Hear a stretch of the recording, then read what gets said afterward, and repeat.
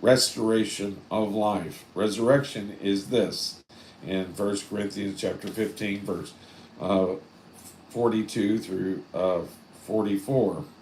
It is sown in corruption. It is raised in incorruption. It is sown in dishonor. It is raised in glory. It is sown in weakness. It is raised in power. It is sown a natural body. It is raised in spiritual death. These people were raised from the dead, but none of them were given glorified bodies. They all faced death. Christ is the first fruits of them that sleep. He is the only true resurrection. In 1 Corinthians 15:23, Christ is the first fruits. Afterward, they that are Christ are at his coming. While all our Lord used different methods to perform his miracles of healing, his method of raising the dead was always the same. He called to them and spoke to them as if they heard him. Do you know why he did that? Because they heard him. I think that when he returns with a shout, every one of us will hear his voice, hear his own name, because he will call us back from the dead. Now let's get into the chapter. And that's the introduction. Verses 1 and 2.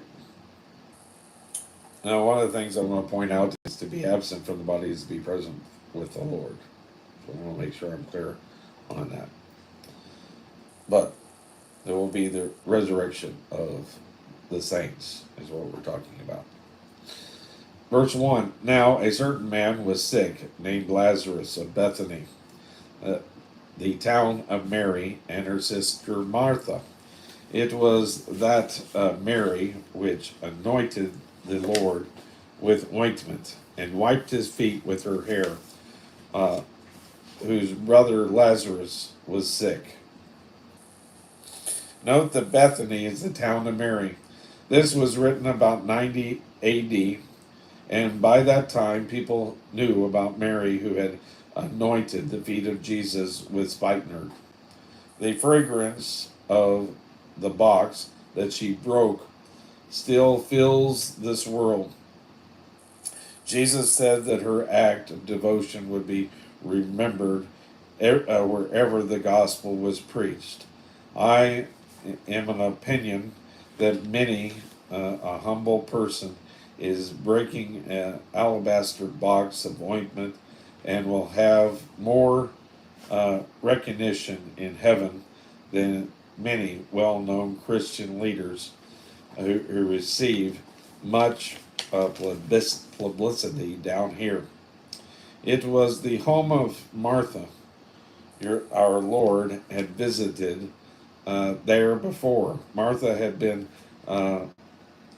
cumbered with and frustrated with her preparations for dinner. Jesus had told her that to sit at his feet and learn of him is better than being too busy with service. It was the town of Mary and the home of Martha. There are different gifts. Some women are given a marvelous gift in the home. Talk about women's liberation. I know of no one who is the big boss more than a wife and a mother in her home. She can hustle you out of the kitchen, make you stay out of the refrigerator, tell you to move when she wants to vacuum.